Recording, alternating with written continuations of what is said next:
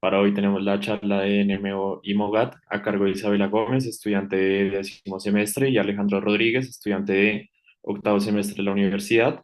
Como tutora académica tenemos a la doctora Mariana Gaviria. La doctora es médica y neuróloga de la Universidad del Rosario y neuroinmunóloga de la Universidad Autónoma de Barcelona. Entonces le doy la bienvenida a todos y no sé si doctora quiere decir algo antes de empezar.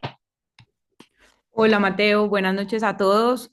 No, pues si quieren Isabela y Alejandro arranquen y al final resolvemos comentarios. Nada, espero que se disfruten esta charla y que aprendamos mucho. Entonces, adelante Isabela y Alejandro. Bueno, muy buenas noches. Pues voy a comentar, mi nombre es Isabela Gómez, soy de 10º semestre y el día de hoy vamos a hablarle sobre neuromielitis óptica y pues el espectro de enfermedades que comprenden pues lo que están asociadas a la glicoproteína mielínica del oligodendrocito. Bueno, y hola a todos, buenas noches. Mi nombre es Alejandro Rodríguez González, soy de octavo semestre de medicina y junto a mi compañera Isabela esperamos que disfruten mucho la presentación y generalmente entiendan todo lo que queremos explicarles hoy. Entonces, bueno, pues aquí tenemos la bibliografía, pues vamos a estar comparando tanto el NMO contra el MOGAD y pues vamos a estar hablando de la fisiopatología y todo de cada uno de los dos. Aquí también está pues más bibliografía, pues principalmente son artículos y pues también por ejemplo, yo acá utilicé UpToDate. Aquí tenemos un pequeño índice, pues vamos a hacer una rápida introducción, luego vamos a hablar de NMO, luego vamos a hablar de MOGAT y luego vamos a comparar los dos y para concluir ya haremos un caso clínico y pues ya ahí sacamos conclusiones. Bueno, primero vamos a hablar un poquito, pues, lo que comprende lo que son las enfermedades desmielinizantes del sistema nervioso central y, pues, en el caso particular de esta presentación, diferenciar, porque, pues, puntualmente diferenciar los aspectos importantes entre el NMO y MOGAD. Sigue, por favor. Entonces, primero, pues las enfermedades desmielinizantes comprenden o son un grupo heterogéneo de enfermedades que ocurren en el contexto de un proceso inflamatorio agudo o crónico. Estas se pueden dividir entre primarias, que comprenden, pues digamos que la más característica o la que más conocemos comúnmente, que es la esclerosis múltiple, u otros trastornos inflamatorios, como los que vamos a hablar a continuación. Y pues aparte tenemos la clasificación secundaria que ya vendría siendo pues que se produce este tipo, pues se produce la desmineralización secundario a otros procesos infecciosos, metabólicos, entre otros. Digamos que estas enfermedades se van a clasificar o se van a diferenciar dependiendo de la severidad, el curso clínico que tengan y la distribución particular de las lesiones. En algunos casos tienen un patrón característico. Adicionalmente, vamos a tener en cuenta lo que son las imágenes, laboratorios y ciertos hallazgos patológicos, pues como les mencioné, particularmente en las imágenes, son muy importantes, sobre todo en la resonancia magnética, pues para definirlas. El espectro de estas enfermedades va entre, o pues tiene un curso pueden tener un curso monofásico, multifásico e incluso pueden ser trastornos progresivos. Digamos que la severidad de estos o el compromiso que puedan tener en cuanto a discapacidad de la persona, pues va a variar de acuerdo a cada uno.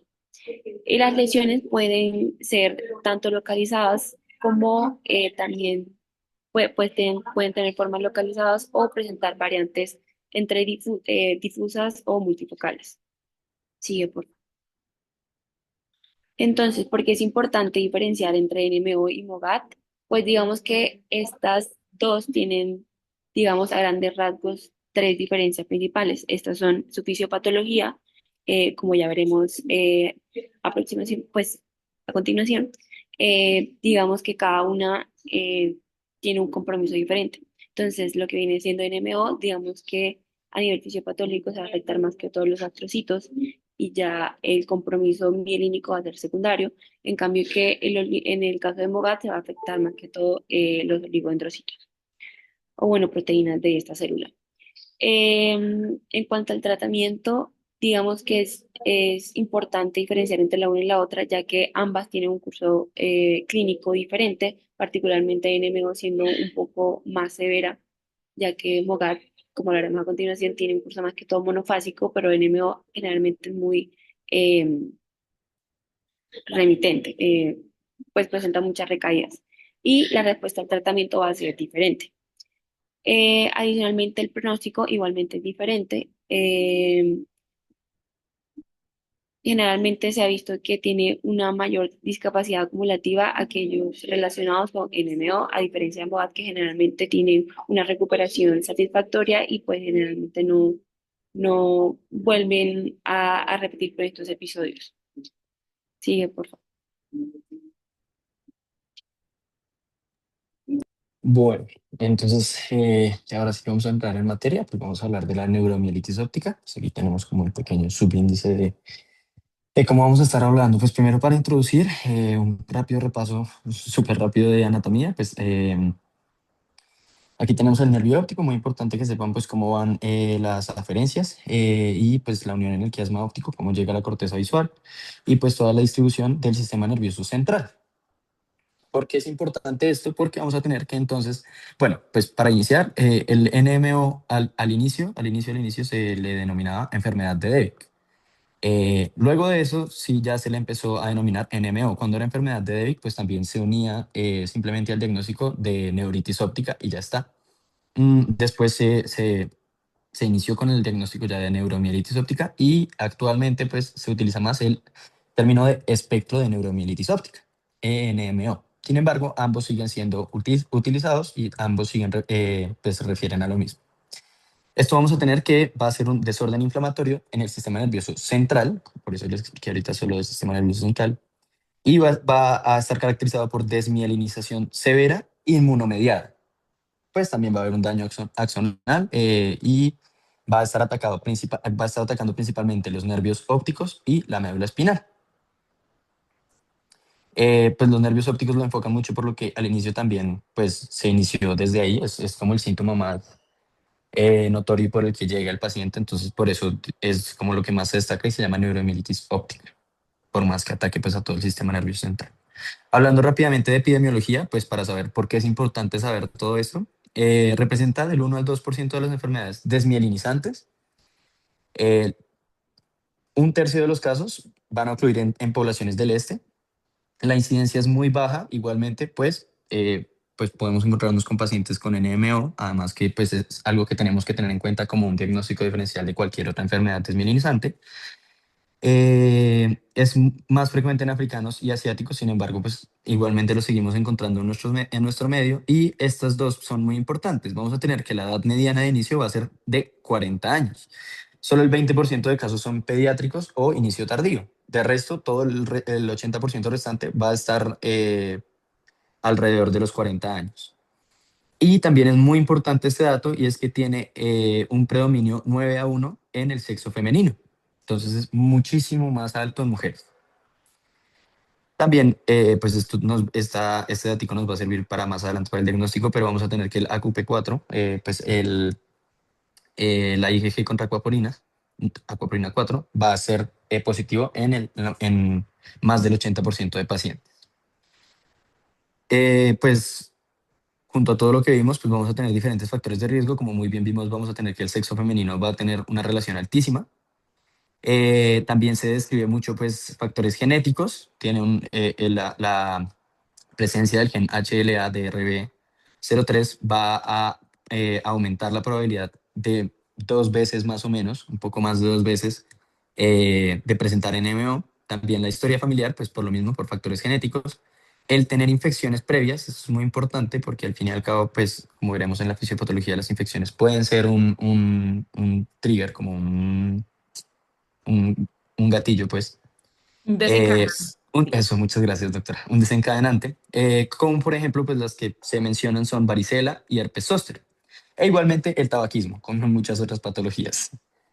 Entonces, pues bueno, antes de hablar bien de la fisiopatología, pues quería hablar rápidamente de las acoporinas en general, como para recordar, y las personas que no lo tienen claro aún, pues van a ser proteínas transmembrana que van a funcionar como canales de agua. Básicamente el agua, perdón, va a pasar por la mitad de las proteínas por difusión facilitada. Entonces, pues son importantísimas porque Va a ser el método de transporte de agua en el sistema nervioso, bueno, en el cuerpo en general, es uno muy importante.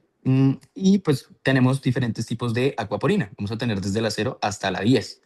La que vamos a estar hablando en este caso va a ser la 4. ¿Por qué? Porque va a ser la que está más presente en el cerebro, en los astrocitos y bueno, pues va a ser la que va a estar involucrada en esta patología.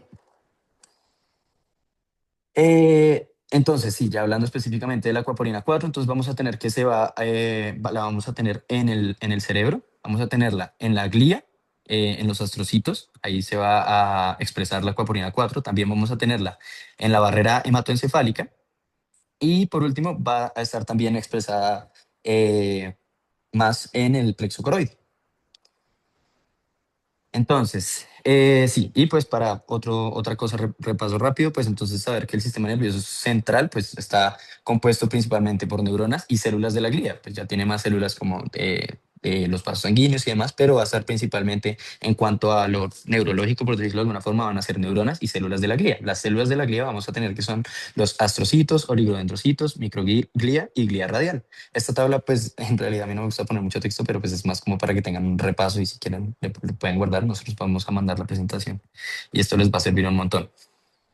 En este caso, pues vamos a enfocarnos en los astrocitos y la microglía.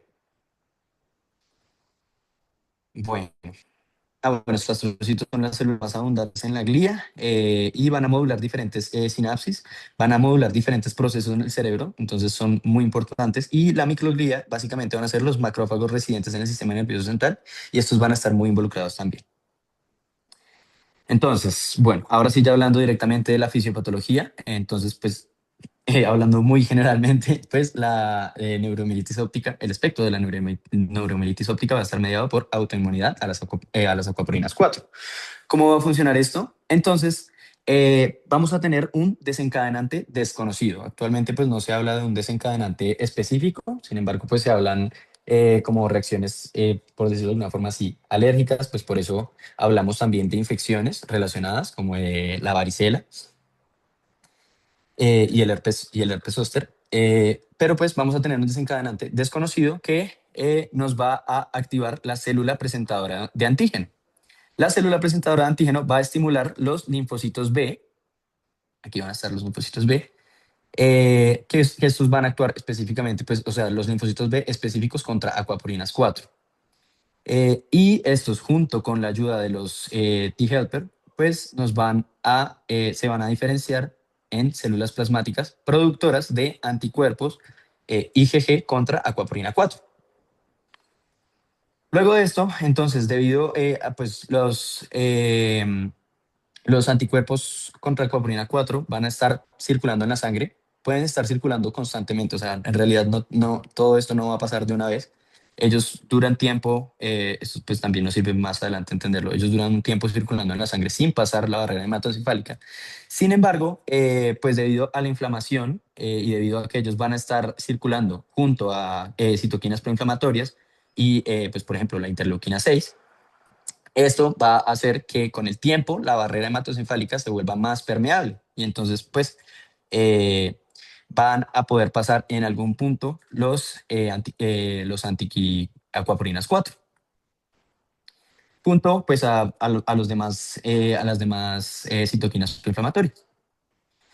Entonces, ya una vez dentro pues, del sistema nervioso central, habiendo pasando la barrera hematoencefálica, van a unirse estos anticuerpos, van a unirse a los canales acuaporina 4 presentes en la membrana de los astrocitos.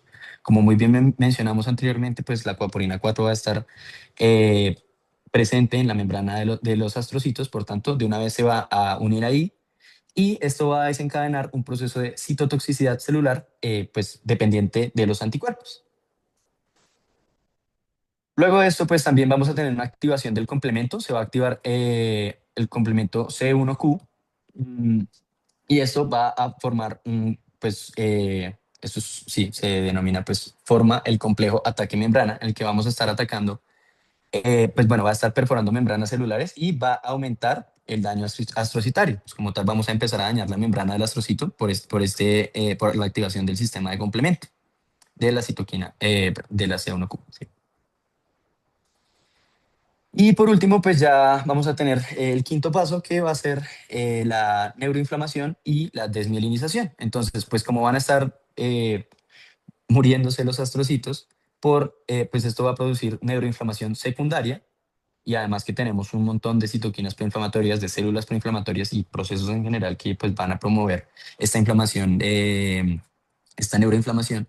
Esto también va a activar la microglía y pues esto nos va a liberar aún más mediadores inflamatorios. Y pues como consecuencia, pues vamos a generar daño en el sistema nervioso central, pues también en los oligodendricitos. Y esto también nos va a producir la desmielinización secundaria, lo que va a explicar entonces el por qué tenemos las lesiones típicas en el nervio óptico y en la médula espinal. Entonces, pues sí, o sea, aquí tenemos los 5 pasos para que, pues, lo mismo, si quieren tomar una foto, lo revisan y pues es lo que más importa que se aprendan en realidad. Alejandro, espérate, si quieres devuélvete al anterior. Normalmente siempre los interrumpo al final, pero creo que de pronto va a ser más importante irlos interrumpiendo para intervenir, para que les quede más claro. Esto que te acabas de explicar es súper importante y quiero que miren acá tres células o tres blancos que son muy importantes, que son las células B. Acuérdense que las células B tienen diferentes receptores como los CD19, los CD20, y esas células B parecen que fueran las que iniciaran toda la respuesta inflamatoria. Mira que las interleuquinas que tú mencionaste muy bien que la interleuquina 6 es una de las principales interleuquinas que tiene un impacto sobre esta respuesta inflamatoria, y hablaste también del complemento. Se los digo porque cuando hables ahorita de tratamiento, vamos a ver que los blancos terapéuticos van dirigidos hacia las células B, hacia las interleuquinas 6 y hacia el complemento. Era eso lo que te quería interrumpir, Alejandro. Listo, doctora, tranquila. Muchísimas gracias. Sí, pues sí, es muy importante. Sí lo mencionó ahorita en el tratamiento, entonces sí tengan en cuenta pues que todo esto, estas tres van a ser las que más interactúan con la inflamación, con la neuroinflamación. Bueno, ya hablando directamente de la clínica, pues vamos a tener una clínica relativamente amplia y pues no muy específica de la neuromielitis, pues va a ser más que todo igual que las demás enfermedades desmielinizantes. Pero principalmente pues vamos a tener entonces una mielitis transversa inflamatoria en el 85% de los casos de neuromielitis óptica. Vamos a tener mielitis transversa inflamatoria. Entonces vamos a tener que nuestro paciente va a tener debilidad, pues puede ser una paraplegia o una tetraplegia, va a tener alteraciones sensitivas, disfunciones esfinterianas y también puede tener espasmos tónicos paroxísticos o falla respiratoria, pero esto es menos común. La falla respiratoria, pues aprovechando si esto lo mencionaba aquí, pero la falla respiratoria es muy importante que lo tengamos en cuenta porque aunque sea menos común, debemos evaluar el compromiso cervical, dado que pues si nuestro paciente entra en falla respiratoria, pues aumenta la mortalidad muchísimo y es algo que tenemos que tener en cuenta y poder tratar.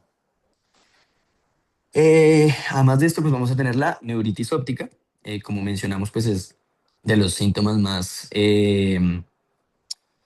sí, pues es más específico de la neuromielitis y además pues en un 45% de los casos los pacientes debutan con una neuritis óptica, o sea, un montón, casi que 1 de cada 2 casos debutan con neuritis óptica. Y también hay un 60% de pacientes con neuromielitis óptica que van a presentar neuritis óptica en el curso de la patología, en alguna exacerbación. Pues la neuritis puede ser bilateral, con pérdida visual más intensa que en la esclerosis múltiple. Esto es muy importante. Pues, el que la pérdida visual sea más intensa y más aguda nos puede guiar más a un diagnóstico de neuromielitis óptica que de esclerosis múltiple. En realidad, pues esta tiene pues una recuperación limitada y pues por lo general cuando el paciente empieza con la pérdida visual, pues no va a poder recuperar pues conforme vaya pasando cada episodio. También los pacientes van a poder presentar un síndrome del área postrema. En un 15 al 40% de los casos de NMO tienen síndrome del área postrema, que entonces, pues lógicamente, como va a estar afectada el área postrema, pues va a llegar, nuestro paciente puede tener náuseas, vómitos o hipo, que no solucionan con medicamentos, que no solucionan con nada, porque está afectada el área postrema. También vamos a poder tener diferentes síndromes cerebrales sintomáticos. Estos van a ser más comunes en niños Y pues podremos tener déficits focales y encefalopatías, son los más comentados. Igualmente pues pueden tener más cosas, pero esto es igual que otras cosas, un poco específico. También podemos tener un síndrome diencefálico, esto ya es muy extra, pues más extraño encontrarlo. Podemos tener narcolepsia, hipotensión, amenorrea síndrome de eh, secreción inadecuada de la hormona antidiurética por lesiones en el diencéfalo o en el hipotálamo. Y pues también podremos tener síndromes en el tronco encefálico, esto no es muy poco específico, pero en el 33% aproximadamente de los pacientes con neuromielitis óptica vamos a tener síndromes de pares craneales múltiples o cualquier síndrome del tronco encefálico. Eh, pues sí, o sea, es que tengan estos en cuenta, pues ahí puse también las estadísticas como para que sepan y puedan guiarse en cuanto a lo que el paciente les dice y qué tan probable es que tenga una neuromielitis óptica y lo puedan comparar con otras enfermedades desmielinizantes.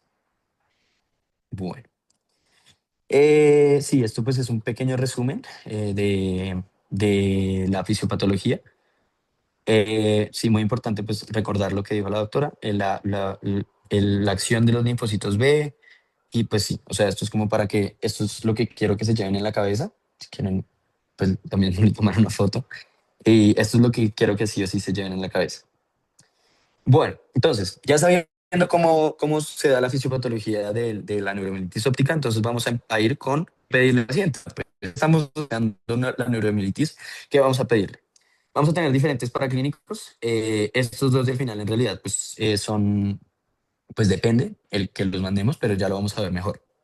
Entonces, inicialmente, pues, como estamos sospechando la neuromielitis óptica y pues por la importancia de la presencia de la inmunoglobulina contra acuaporinas 4, pues vamos a hacerle una prueba sérica de inmunoglobulina contra acuaporinas 4. Esta tiene una sensibilidad, pues, un poco variable, no tan elevada, pero es súper específica. O sea, el 98% de casos que tiene elevada la IgG contra acuaporinas 4 va a ser neuromielitis óptica. ¿Cómo funciona la prueba sérica? Pues entonces va a ser básicamente métodos de ensayo celular, pues en los que se van a incubar anticuerpos anti-AQP4 con el suero del paciente. Entonces, si hay anticuerpos contra AQP4, contra las globulinas 4, perdón, pues se van a unir a la proteína. Entonces, básicamente aquí vamos a ver pues la diferencia entre pues, un paciente que no tiene antiacuaporinas contra un paciente que sí tiene antiacuaporinas 4. Pues tiene pues la fluorescencia para que sea muchísimo más sencillo verlo. Y pues también esto se puede complementar con una citometría de flujo pues para confirmar la positividad. Además de esto, pues también le vamos a mandar al paciente una prueba sérica para anticuerpos anti-MOG. ¿Por qué? Por la estrecha relación que tienen el NMO y MOGAD. Y pues esto nos va a ayudar de una vez a ir categorizando si es una neuromielitis óptica por la presencia de inmunoglobulinas AQP4 o si de una vez pues ya vamos a ver una elevación de las inmunoglobulinas anti-MOG. Pues aprovechando, aún hay como sí, en alguna literatura se describe que el MOGAD alcanza a entrar como en este espectro de neuromielitis óptica. Sin embargo, pues hay muchos otros que lo definen como dos patologías diferentes y pues por lo general se describen mejor así, dado que pues la neuromielitis óptica tiene la presencia de inmunoglobulinas contra aquaporines 4 y pues el MOGAD pues tiene su inmunoglobulina propia. Entonces no habría por qué meter el MOGAD dentro de este espectro. Sin embargo, pues es algo que se puede encontrar y pues para tenerlo en cuenta. Entonces le mandamos esto para descartar que no tenga un MOGAD. Además de esto, pues también vamos a hacerle estudios en líquido cefalorraquídeo, dado que podemos encontrar pleocitosis, pues a veces puede estar aumentado pues más de 50 en ataques agudos, más de 50 leucocitos, eh, pues principalmente neutrófilos o eosinófilos. Mm, Esto, pues, esto lo saqué de uno de los artículos que puse al inicio. Entonces, pues, en la esclerosis múltiple va a predominar la linfocitosis leve. En cambio, en la NMO es más típica la presencia de neutrófilos o eosinófilos. Además, vamos a tener proteínas aumentadas y pues esto nos va a reflejar la disrupción de la barrera hematoencefálica, o sea, en un ataque agudo de la neuromielitis, pues como hay una disrupción de la barrera hematoencefálica, pues van a aumentarse las proteínas en el líquido cefalorraquídeo. En cambio, en la esclerosis múltiple, pues no, las proteínas suelen ser normales. Además de esto, esto pues va a ser muy clave, pues vamos a tener las bandas oligoclonales que en la NMO van a ser ausentes o poco frecuentes, solo en un 10 al 20% de los casos, pero igualmente pues tengan en cuenta que si encuentran bandas oligoclonales, si les reportan bandas oligoclonales en el líquido cefalorraquídeo, de pronto y no estamos hablando de una neuromielitis óptica. Pues también vamos a poder encontrar una reacción contra, pues como bien dije, procesos infecciosos, pues el sarampión, rubiola, zóster. Eh, Esto pues, pues es negativo o raro en la neuromielitis óptica, en cambio la esclerosis múltiple sí se puede encontrar en el 67% de los casos. Y bueno, pues o sea, estos dos ya son cosas como extras, sin embargo ya con estas dos de aquí, de estas tres iniciales, pues ya podemos ir guiando mucho mejor, perdón, el diagnóstico del paciente solo con hallazgos en el líquido cefalorraquídeo. Entonces es por eso que pedimos el líquido cefalorraquídeo. También le tenemos que pedir una resonancia magnética. ¿Esto para qué? Pues para revisar nervio óptico, médula espinal y cerebro. Entonces, pues acá. ¿Cómo va a funcionar? ¿Cómo vamos a ver, a interpretar la resonancia magnética? Pues entonces vamos a tener que la signorela, esta ya empieza a tener también anti-MOG, entonces solo estos son específicos de antiacuaprinas 4. Perdón, sí, antiacuaprinas 4. Vamos a tener que en la resonancia magnética vamos a encontrar mielitis longitudinal extensa. Lo que se describe es que hayan por lo menos tres o más segmentos vertebrales con mielitis. Entonces, pues aquí podemos ver en la A, vamos a tener una mielitis longitudinal extensa. Vamos a tener más de tres segmentos vertebrales afectados. También podemos encontrar pues lesiones en nervio óptico y pues también en áreas como el área postrema o en el diencéfalo, como bien habíamos mencionado. Y pues también la resonancia nos va a servir para descartar otros diagnósticos diferenciales que podamos tener. Mm, entonces, pues aquí tenemos pues diferentes imágenes, como bien les decía, aquí en la vamos a ver mielitis longitudinal extensa. Así, ahí dice cada una de las secuencias en las que está cada imagen. Vamos a tener en la B aquí una neuritis óptica unilateral. Ay, no, ahí lo puse mal. Bueno, una neuritis óptica unilateral. En la C vamos a tener una lesión del área postrema. Mm, Aquí vamos a tener una lesión periependimarial diencefálica y pues, o sea, podemos encontrar cualquiera de las cosas que vemos acá. Recuerden, la H pues no entra en todo esto.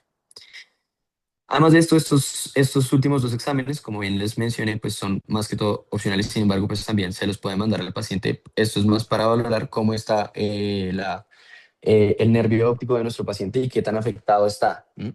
Entonces, pues esto se va a hacer tanto para el seguimiento, se puede hacer tanto para pues, pacientes que ya tengan síntomas muy agudos en cuanto a la visión, como para el seguimiento, pues también de la visión. Entonces podemos mandarle una OCT que en la OCT vamos a poder encontrar pues un adelgazamiento marcado de capas de fibras nerviosas retinianas. También va a estar adelgazada la capa de células ganglionares y pues esto va a estar reflejando el daño axonal y la pérdida neuronal pues irreversible ya en el nervio. Es muy importante también pues que la reducción es muchísimo más severa que en la esclerosis múltiple, entonces pues también ahí ya podemos empezar a guiarnos dependiendo de qué tanta es la reducción. Aquí vemos el NMO. Bueno, no lo expliqué, pero ahí está. Mm, y también vamos a tener los potenciales evocados visuales, que en estos pues vamos a tener que los pacientes con NMO van a presentar un aumento de la latencia P100 y una disminución de la amplitud. Esto pues nos va a estar indicando pues, los cambios por desmielinización y el daño axonal en el nervio óptico. Bueno, en cuanto al diagnóstico, pues vamos a tener pues diferentes criterios y pues esto los vamos a dividir en dos. Vamos a tener NMO con acuaporinas, perdón, con IgG contra acuaporinas, con inmunoglobulina contra acuaporinas, y un NMO sin inmunoglobulina con acuaporinas. Esto es para casos en los que pues, no podemos hacer la medición o por cualquier motivo pues tenemos altas sospechas de NMO, pero no, nuestro paciente o no le podemos hacer la prueba o no tiene. Entonces, vamos a tener tres criterios: criterios A, criterio B y criterio C. El criterio A es que el paciente, bueno, sí, primero empecemos con las acuaporinas 4 IgG. vamos a tener que nuestro paciente en el criterio A, pues sí o sí debe tener una inmunoglobulina positiva. Si no la tiene, pues entonces ya vamos a entrar acá. O es negativa o es desconocida. Luego vamos a tener el criterio B, que entonces pues debe tener por lo menos una sola de estas características pues, específicas. Entonces debe tener evidencia clínica de neuritis óptica aguda, evidencia clínica de mielitis aguda general. Puede tener también evidencia de síndrome de área postrema y también puede tener evidencia de encefalitis en el tronco, además de pues el área postrema. Pues todo esto, pues como lo mencionamos en la clínica, cualquiera de estas, cualquier presencia de estas ya nos va a cumplir pues el criterio B. Además también pues vamos a tener evidencia de diencefalitis aguda y pues aquí vamos a complementarlo con una resonancia magnética en la que tenemos que tener una lesión peripinimal en el tercer ventrículo o una lesión en el tálamo o hipotálamo. Y por último, pues también puede pasar que el paciente solo tenga evidencia de encefalitis, con una evidencia en resonancia magnética de una lesión extensiva periapendimal en los ventrículos laterales o una confluencia subcortical perdón, sí, una confluencia profunda o una lesión ¿en qué? Se me olvidó mm, bueno, En la sí. sustancia blanca, ¿qué quieres En decir ahí? C, sustancia Exactamente. blanca, sí, sustancia Ok. blanca, no sé por qué se me olvidó, perdón. Y bueno, pues también o sea, tiene que sí o sí haber alguno de estos hallazgos en la resonancia magnética. Y por último, pues, o sea, ya que tenga el criterio A, inmunoglobulinas G contra acuaporinas 4 positivas, alguna de estas hallazgos clínicos. Y por último, que pues excluyamos diagnósticos alternativos, pues por eso es que le enviamos el anti-MOG, el anti-MOG. Entonces, después de descartar pues otros diagnósticos, pues vamos a diagnosticar la neuromielitis óptica con inmunoglobulina 4. Entonces, ¿qué hacemos ahora con un paciente que no podemos tomarle la inmunoglobulina o pues la tiene negativa, pero sospechamos de neuromielitis? Entonces, vamos a tener, como bien acabo de decir, negativa o desconocida. Y debe tener pues también de nuevo una clínica, pero debe tener dos o más diferentes, pues, eh, acá menciona el artículo que pues pueden ser debido a varios ataques, pues literalmente van a ser los mismos hallazgos de acá. Y por último, pues el criterio C va a ser exclusión de los diagnósticos alternativos. Entonces, pues acá la diferencia va a estar principalmente en que debe tener dos o más. O sea, el que tengamos la sospecha clínica fuerte de que sea una neuromielitis óptica, pues va a hacer y una exclusión de otros diagnósticos va a hacer que podamos diagnosticar también la neuromielitis óptica. Ahí, listo. Ya en cuanto al tratamiento y el pronóstico, pues vamos a tener dos tratamientos. Vamos a tener el tratamiento de ataques agudos, porque como mencioné al inicio, pues la eh, inmunoglobulina puede estar circulando por la sangre sin generar ningún daño, pero pues en algún punto, debido ya al daño, si pues en algún momento va a traspasar la barrera hematoencefálica. Entonces, estos van a ser los ataques agudos. Si nos llega un paciente con un ataque agudo, tiene una pérdida de la agudeza visual de inicio pues rápido, tiene paraplegias, tetraplegias, como cualquiera de los síntomas que mencionamos, pero pues de inicio súbito, pues, o bueno, no súbito, sino pues que no lo haya tenido antes, entonces vamos a estar ante un ataque agudo. Este es el más importante que tratemos. ¿Por qué? Porque entre más ataques le dé a nuestro paciente, pues peor va a ser el pronóstico. ¿Cómo va a ser el tratamiento de los ataques agudos? Vamos a tener metilprednisolona intravenoso. Vamos a darle a nuestro paciente 1 gramo día por 3 a 5 días. Y luego de eso vamos a hacer un desmonte gradual con corticosteroide oral durante 2 a 6 meses.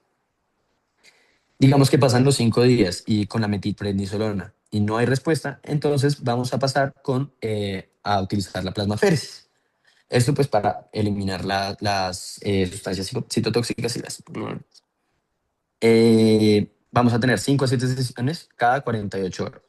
¿Esto hasta cuándo? Pues hasta que el paciente ya empiece a responder y a disminuir la clínica. Principalmente, pues el tratamiento va a enfocarse en reducir inflamación y prevenir el daño de los astrocitos y pues de la glía en general.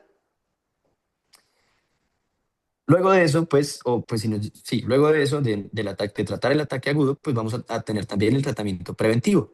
Este pues se va a enfocar en prevenir que hayan recaídas, porque como bien mencioné, pues entre más ataques tenga nuestro paciente, pues menor va a ser el pronóstico, menor va a ser la mejoría del paciente, pues puede tener ya daños irreparables.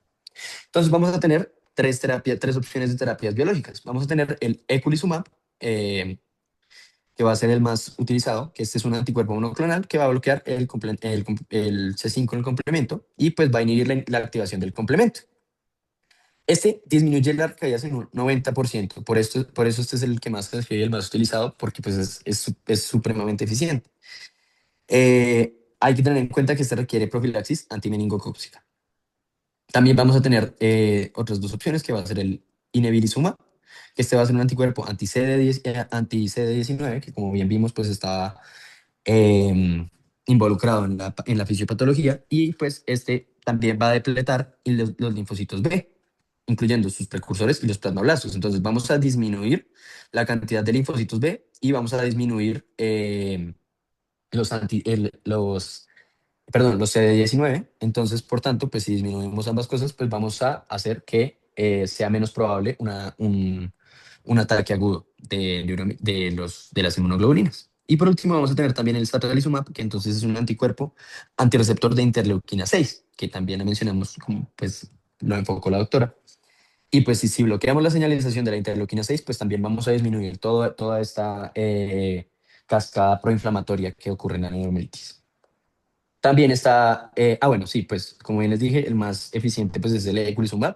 Entonces, ¿cómo será la dosis? Van a ser 900 miligramos semanal por 4 semanas. Y luego de eso, luego de las 4 semanas, a nosotros le iniciamos el tratamiento y le decimos al paciente que después de 4 semanas con 900 miligramos va a cambiar a 1200 miligramos cada 2 semanas. Además de este tratamiento biológico, pues vamos a tener también los inmunosupresores convencionales, en los que podemos usar azatioprina, que pues este nos va a inhibir la proliferación de linfocitos T y B, que de nuevo pues estaban fuertemente involucrados pues en el inicio de la fisiopatología. Vamos a tener el micofenolato monofetil, que va a inhibir la inosina monofosfato deshidrogenasa, que esta pues esta va a estar encargada de la síntesis de guanosina en los linfocitos. Por tanto, si los linfocitos no sintetizan la guanosina, pues no van a poder ejercer sus funciones, y además pues tampoco van a poder hacer pues todos los procesos en cuanto a ADN.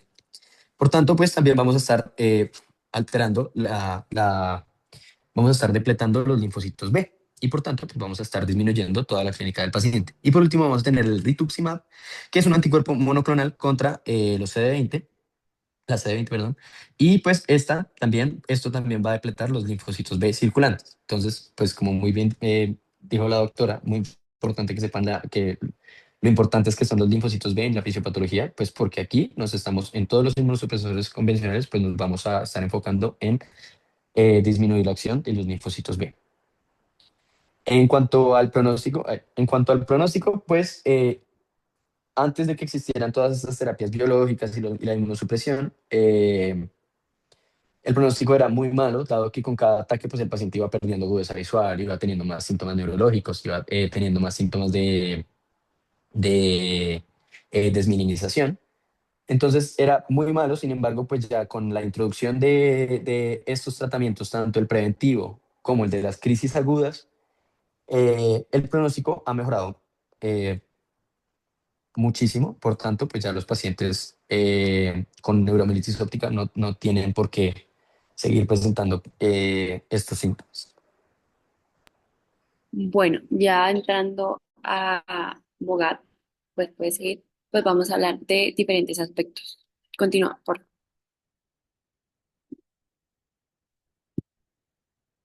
Alejo, gracias. Bueno, eh, como sabemos, esta es una enfermedad desminimizante inflamatoria, o bueno, un espectro de enfermedades. Esta tiene diversas manifestaciones clínicas clínicas, las cuales son heterogéneas. Digamos, dentro de este espectro de enfermedades hay diferentes fenotipos clínicos, entre los cuales encontramos neuritis óptica, mielitis transversa, que al igual que NMO, pues se presentan igualmente NMO. A diferencia, en esta encontramos encefalomielitis diseminada aguda o ADEM, por sus siglas en inglés, o encefalitis cortical y en algunos casos compromiso del tallo cerebral o y pues en otros casos desmielinización multifocal del sistema nervioso central. Algo característico, al igual que en NMO, es que generalmente antes de desarrollarse estas manifestaciones, el paciente presenta un prodromio infeccioso o puede estar presentando fiebre, pues que está relacionado con lo mismo, o pues que estuvo pues vacunado o lo vacunaron previamente. Sigue, porfa. Esto está directamente relacionado con su fisiopatología, que de hecho es un poco similar al NMO en cuanto pues a sus detonantes, pero pues ya hablaremos de eso.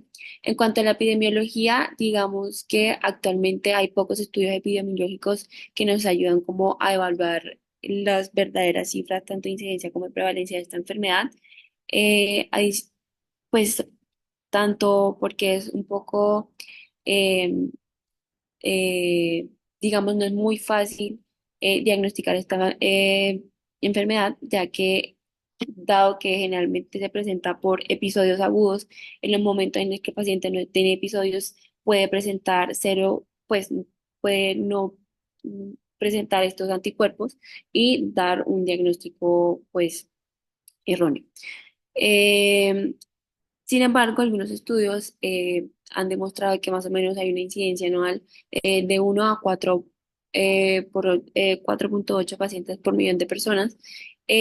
A diferencia de NMO, este es más prevalente o se presenta más en niños en un 25 o un 50%, teniendo en cuenta los fenotipos clínicos que mencionamos anteriormente.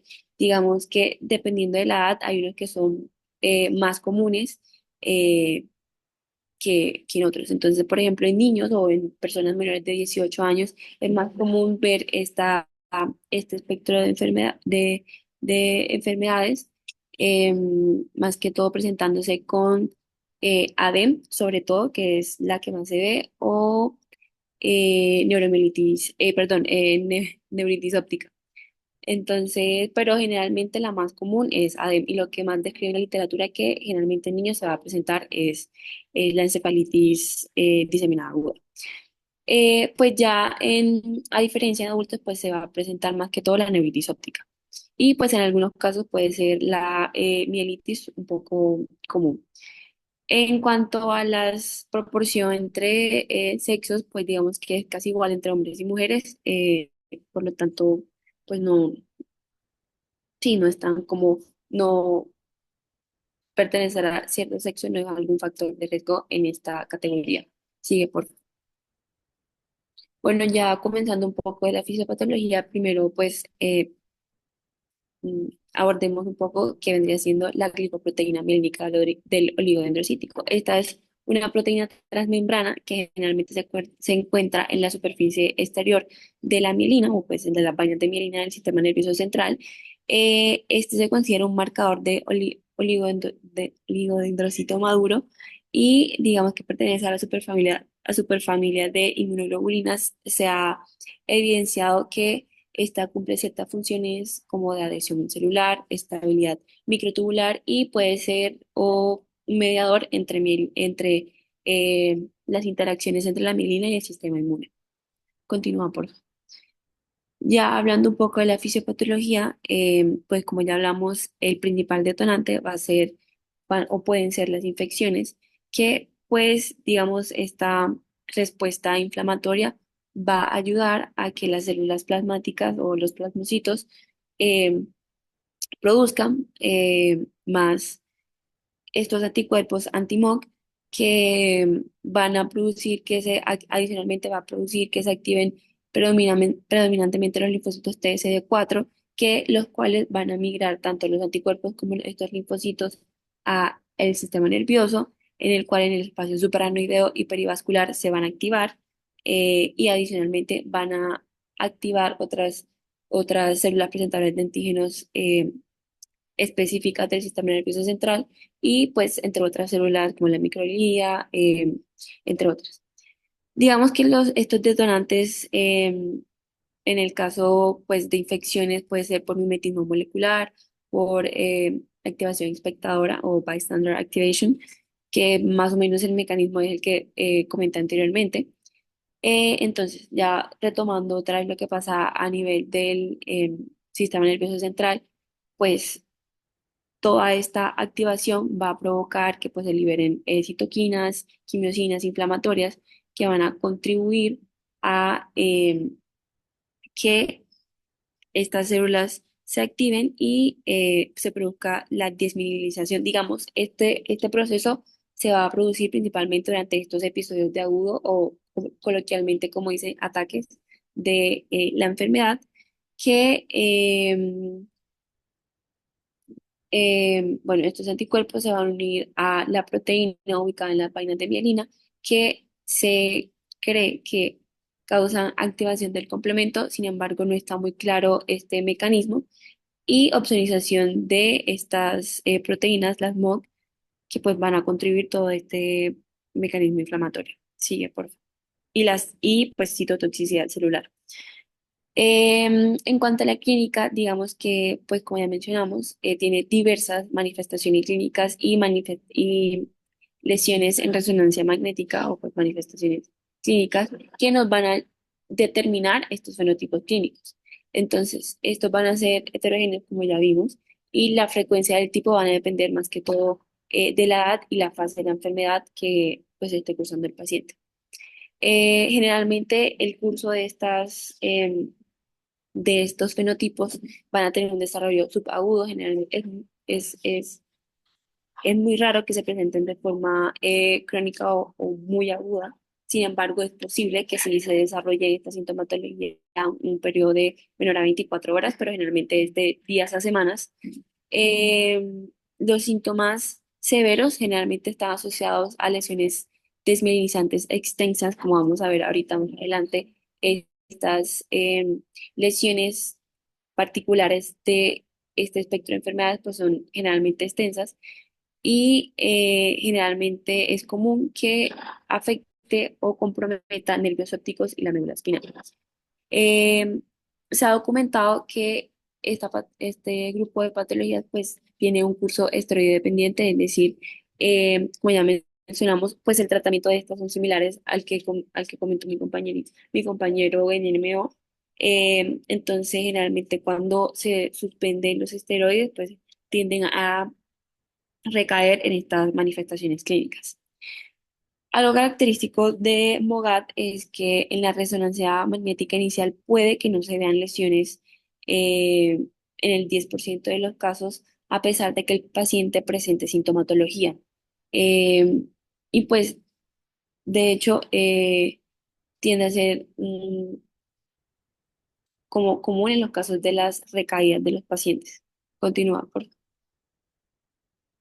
Entonces, dentro de estos fenotipos clínicos, como ya comentó mi compañero, en el caso de la neuritis óptica, a diferencia de la NMO, el inicio de esta suele ser bilateral y en imágenes generalmente se ve que afecta el, ¿cómo se llama? Como la parte anterior del nervio óptico, y este particularmente puede llevar a los pacientes a la ceguera entre horas a días. Antes de que se presente pues, las afectaciones visuales o los síntomas visuales, los pacientes generalmente refieren dolor frontal u orbital, que generalmente se confunde como con cefalea, em, lo cual es muy característico. Al examen físico se puede evidenciar en el fondo de ojo que el paciente puede presentar edema del disco óptico y en algunas ocasiones se puede evidenciar hemorragias retinianas. En imágenes, generalmente las lesiones pueden ser extensas, mayor del 50% en nervio óptico, y pues como comenté anteriormente, generalmente afecta la vía óptica anterior, y algo característico es que generalmente hay realce la vaina perineural con postcadolíneo. Entonces, como pueden ver en el esquema del lado derecho, generalmente se pueden ver pues las lesiones así en la resonancia magnética. Sigue, por favor. En el caso de la mielitis, pues generalmente en estos casos son severos. La sintomatología es severa, los pacientes pueden cursar con paraparesis e incluso pueden necesitar ayuda para la marcha precisamente por esta afectación y pueden presentar disfunción sexual o vesical. En la resonancia magnética, pues generalmente se ven lesiones en T2 longitudinales extensas que abarcan más de tres segmentos de cuerpos vertebrales continuos. Sin embargo, pueden coexistir lesiones cortas, pero es poco común. Generalmente lo que describen es que sí o sí van a ser extensas. Y algo característico de este que generalmente no se ve en MO es que esta patología sí puede afectar el cono medular. Las lesiones generalmente pueden estar ubicadas en la porción ventral de la médula, los cuales se observan en el corte sagital.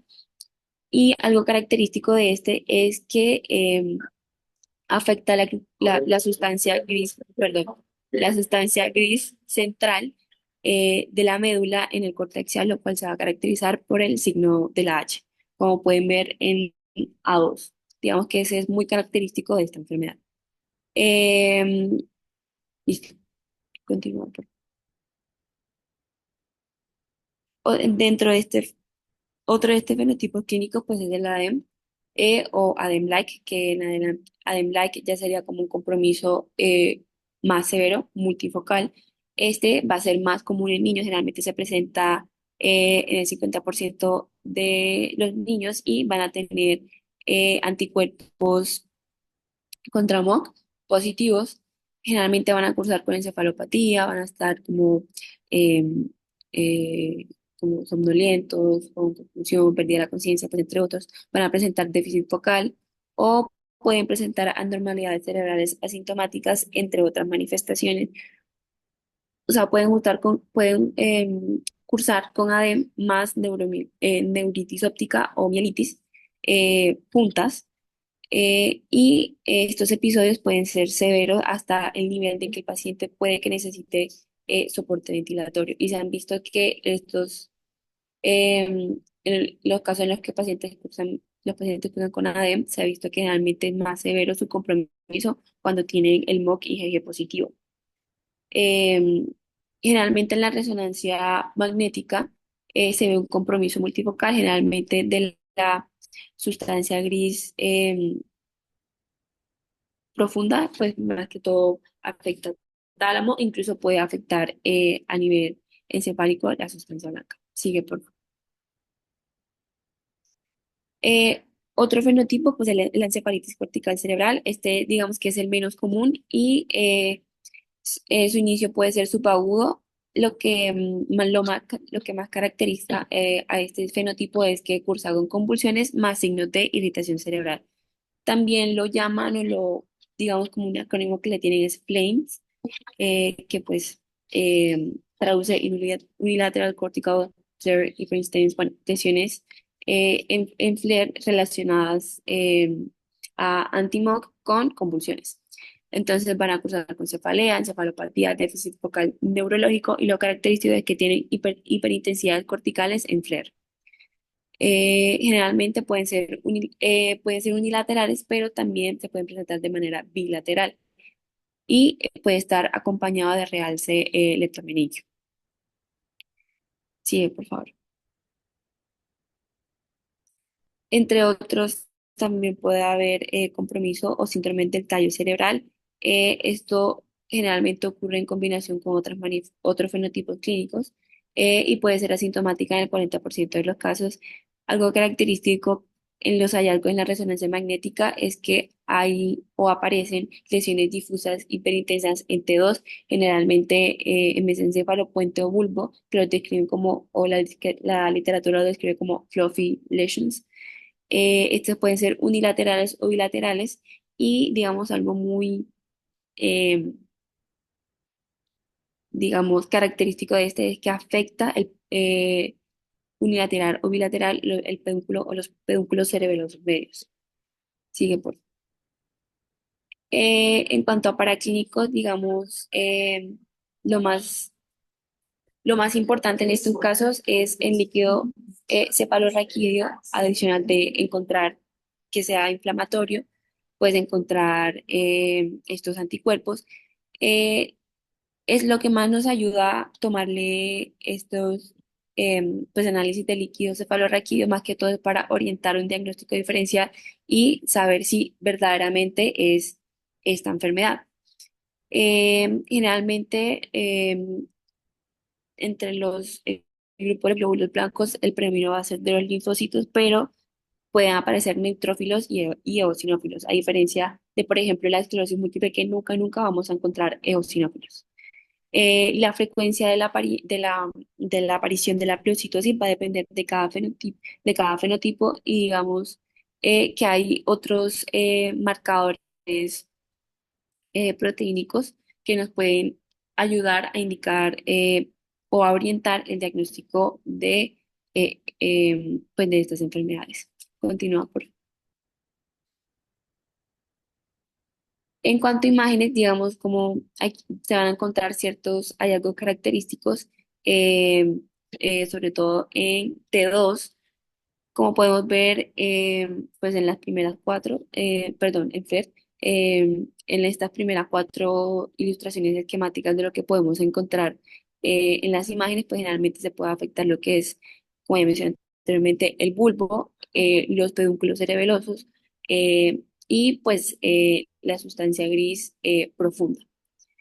Y pues en este cuadrito podemos encontrar ciertas características particulares en imágenes de, de otros fenotipos como la neuritis óptica, la mielitis y pues ya como les comenté, los del tallo cerebral.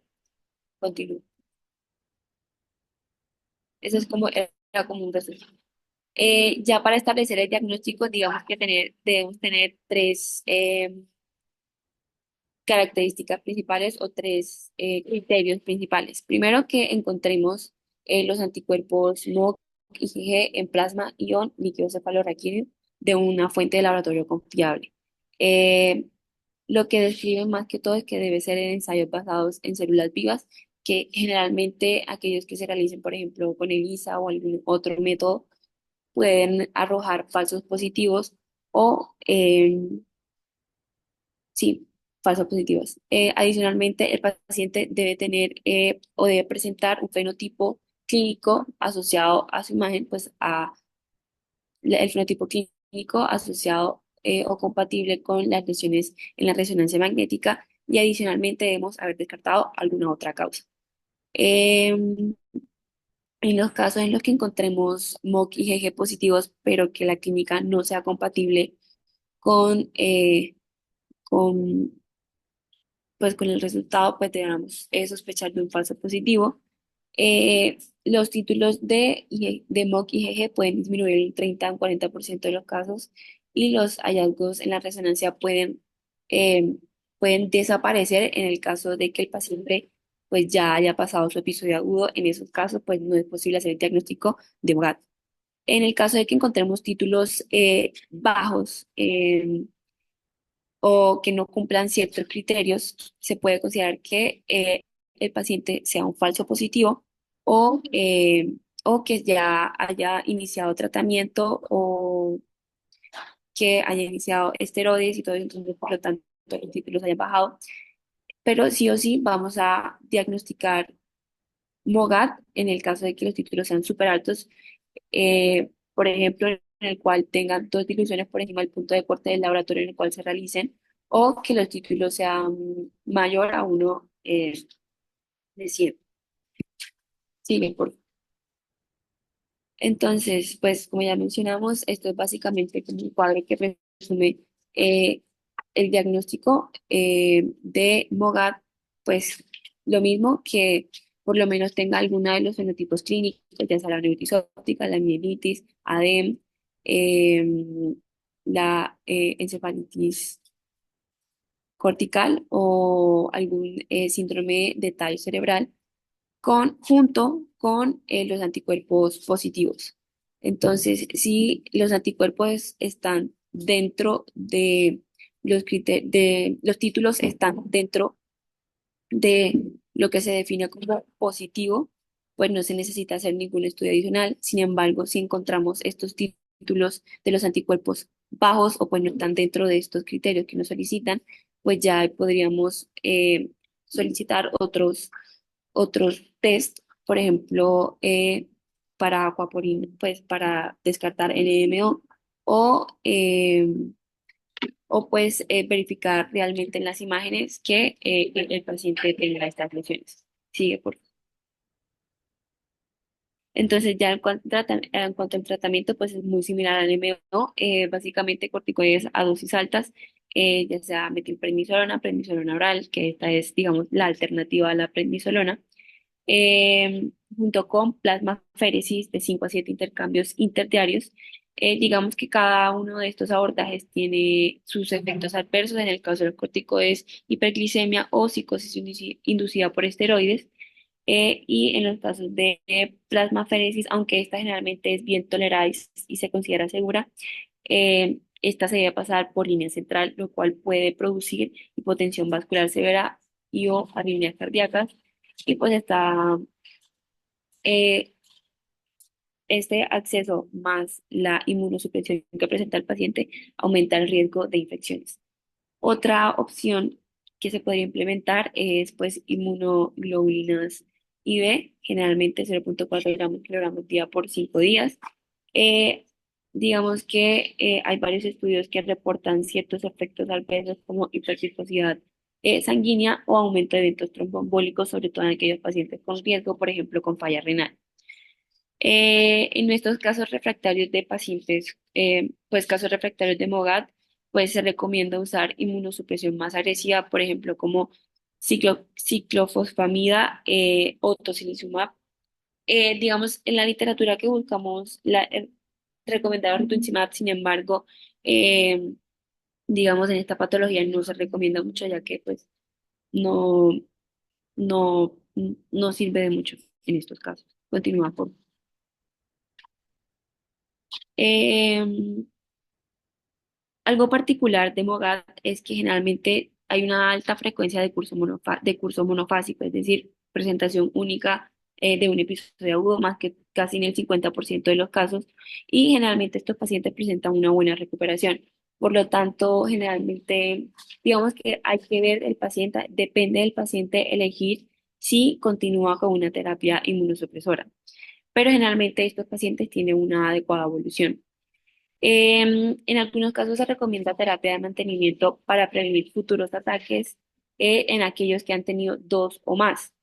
Sin embargo, no se deben iniciar después del primer episodio, ya que pues, puede que sea de curso monofásico y ya no presente ningún otro episodio. Sin embargo, hay ciertas excepciones en las cuales sí podemos iniciarle terapia de mantenimiento. Es en aquellos casos en los cuales el paciente tenga un déficit residual severo. Esto se hace con el fin de evitar una mayor discapacidad, pero generalmente mejoran. Dentro de estas opciones de terapia de mantenimiento tenemos, o pues de lo que consultamos, es terapia con inmunoglobulinas, infusiones de mantenimiento, casi en la misma dosis, como por 4 meses, si no estoy mal. Otras opciones tenemos azatioprina, micofenonato mofetil, eh, y en el caso de anti-interleuquina 6, pues podemos utilizar tocilizumab o satralizumab, pues casi igual que en NMO. Y pues particularmente en este, como ya les comenté, rituximab no se usa. Continúa, por favor. Generalmente estos pacientes que cursan con esta enfermedad, pues como ya comentamos, este tiene un curso monofásico y pues mejoran. Sin embargo, se ha visto en aquellos pacientes que persisten con títulos altos o títulos positivos de anti-MOG, después del primer ataque, tienen una mayor probabilidad de que tengan alguna otra recaída posteriormente.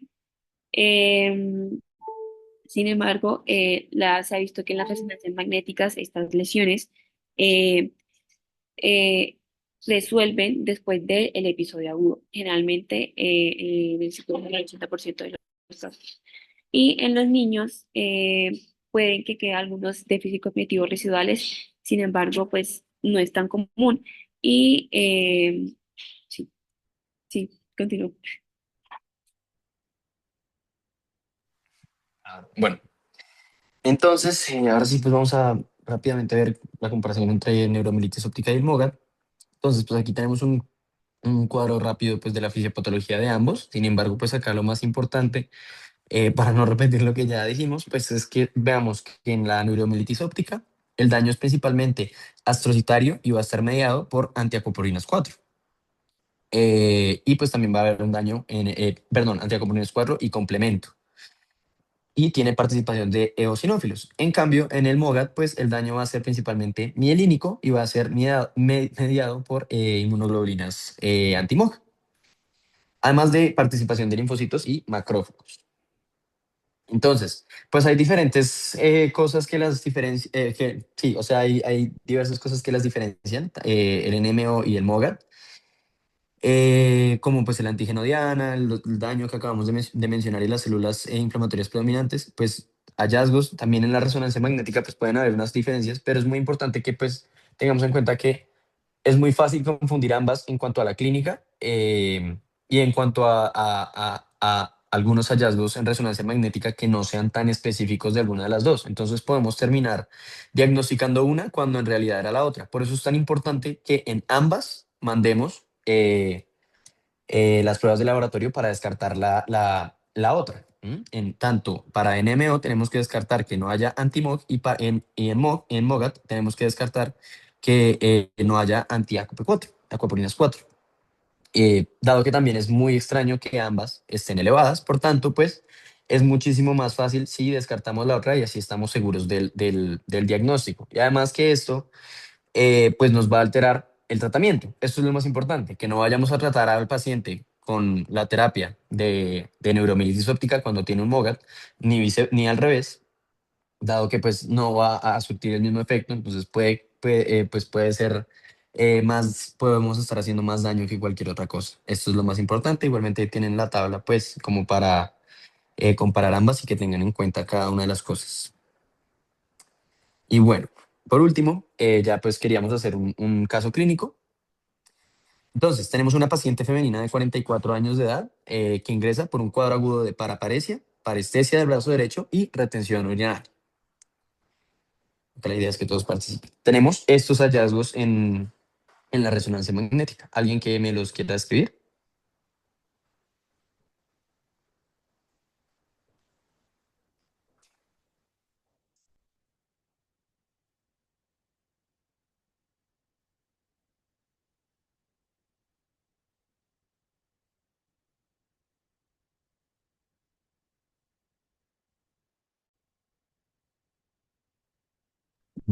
Bueno, Alejandro, pues aquí si ya quieres, no sé haz la cuántas descripción personas. Ay, porque los vi muy callados. sí, sí, sí, sí. Espérame que me fui. Ya.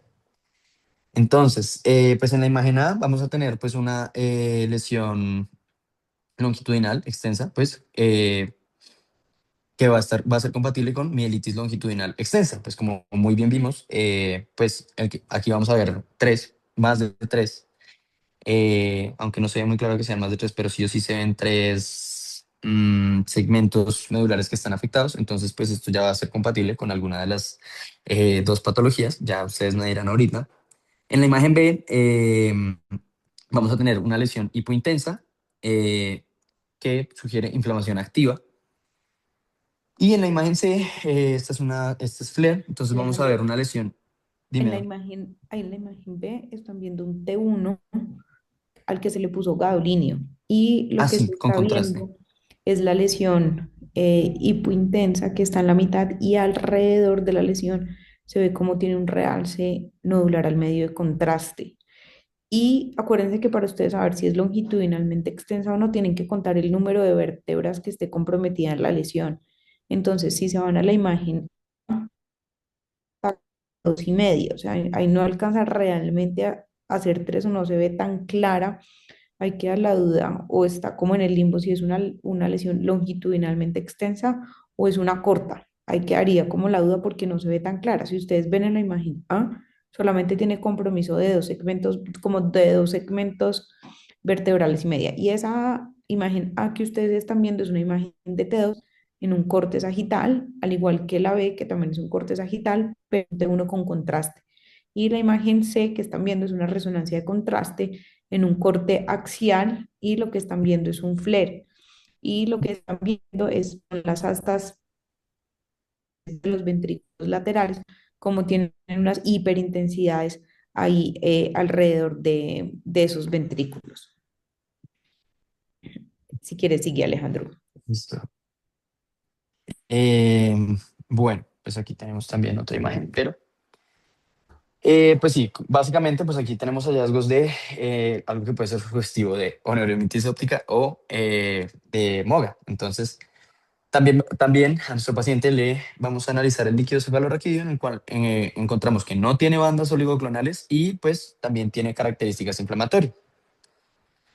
Le iniciamos metilprednisolona intravenosa 1 gramo por 5 días y mejora y tiene antiacuaporinas positivo. Entonces, ¿cuál sería el probable diagnóstico? ¿Alguien que quiera participar?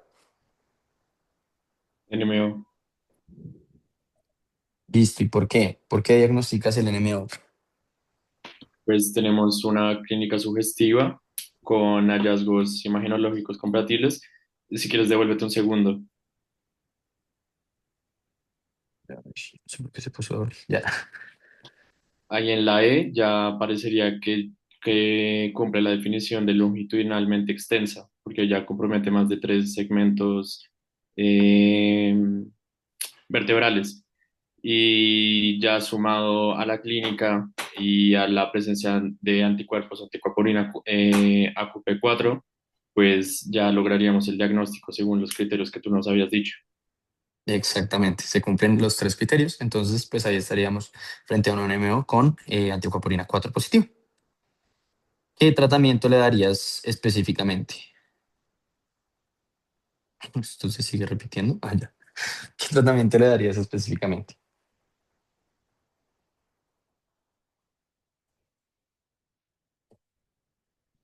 Digamos que pues sí, o sea, llegó en una crisis aguda. Pues el manejo agudo con la metil. Si responde o no, pues se podría recurrir a una plasmaféresis, pero pues lo más Como importante bien sería el dijimos. paciente con un manejo ambulatorio para prevenir las recaídas. Exactamente. Además que ya dijimos que mejoró con la misma metilprednisolona. Y pues, ¿y qué tratamiento le mandarías de prevención? ¿Cuál es el que más eficiente era?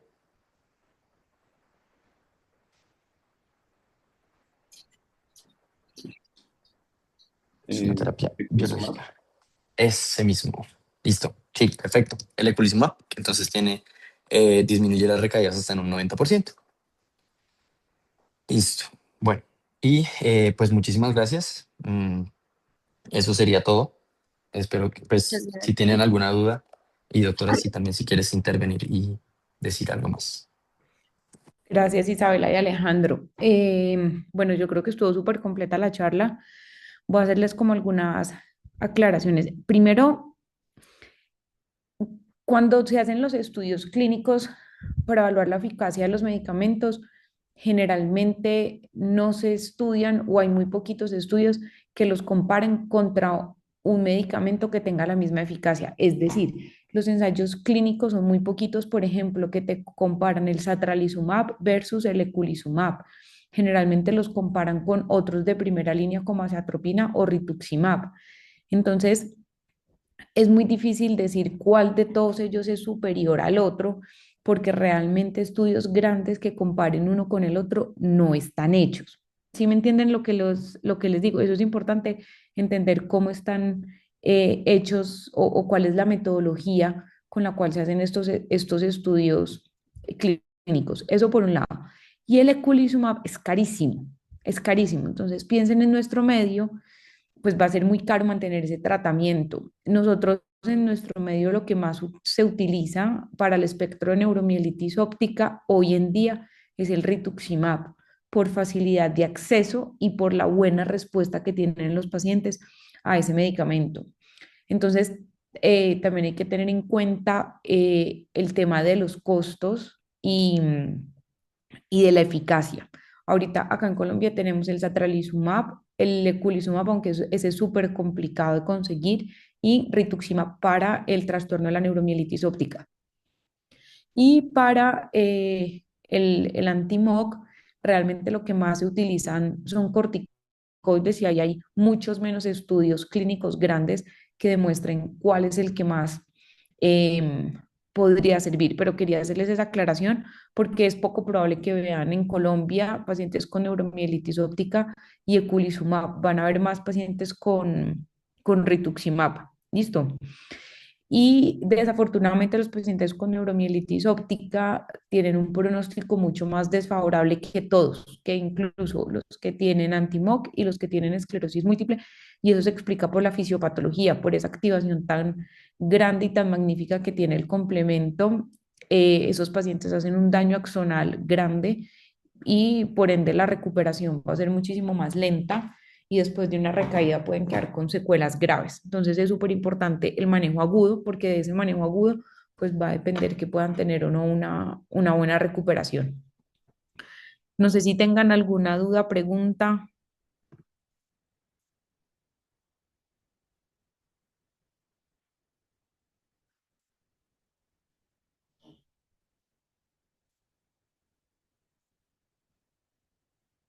Yo creo que por el momento no, doctora, muchas gracias. Listo, listo. Bueno, no, este tema es súper interesante. Ya acá yo me puedo quedar hablando toda la noche de esto, pero lo importante es que ustedes ya vieron esclerosis múltiple, ya vieron neuromielitis óptica y ya vieron anti-MOC.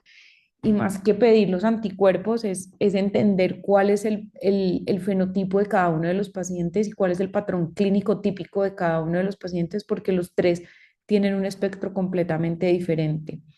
El anti-MOC se presenta más frecuente en población joven, aunque pueda aparecer en pacientes un poco más grandes, desde 20 hasta los 40 años, o sea, tiene una epidemiología muy grande, pero en niños piensen en anti-MOC cuando tienen un compromiso del nervio óptico, sobre todo en la porción intraorbitaria y cuando es bilateral y es muy severo, y cuando hay compromiso del cono medular, piensen en un anti-MOC.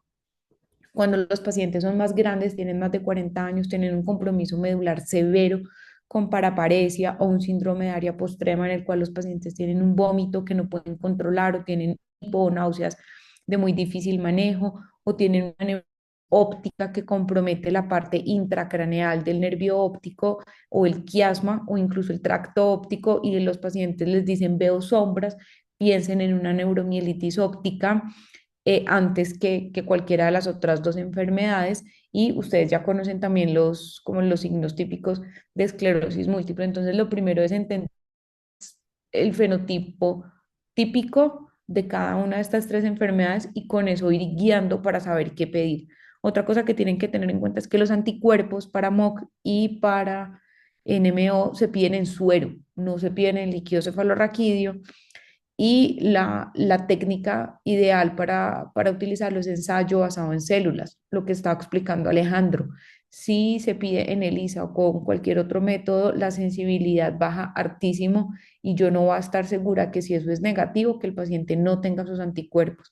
Entonces ustedes deben pedirlo con esa técnica para aumentar la especificidad y poder tener un diagnóstico más certero. En los pacientes que tienen alta sospecha de MOC y en líquido cefalorraquídeo salió, perdón, y en suero salió negativo, se puede pedir líquido cefalorraquídeo para aumentar la sensibilidad en estos casos. Y mucho cuidado cuando analizan estos anticuerpos después de que el paciente recibió tratamiento con plasmaféresis o con esteroides, pueden estar negativos. Y están negativos porque acaban de recibir tratamiento. Entonces, lo ideal es sacar las muestras de estos pacientes antes de iniciar el tratamiento con esteroides y plasmaféresis. Obviamente no retrasarlo, pero igual es una muestra de sangre, eso no tiene mayor ciencia para asegurarnos y aumentar la sensibilidad de estas muestras. ¿Listo?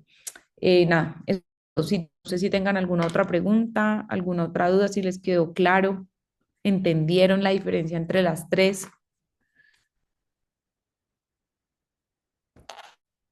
Sí, doctora, muchas gracias, todo muy claro. Listo, perfecto. Bueno, muchas gracias Alejandro y Isabela y que descansen. Gracias a ti, Muchas doctor, y gracias gracias. a todos Gracias. por asistir.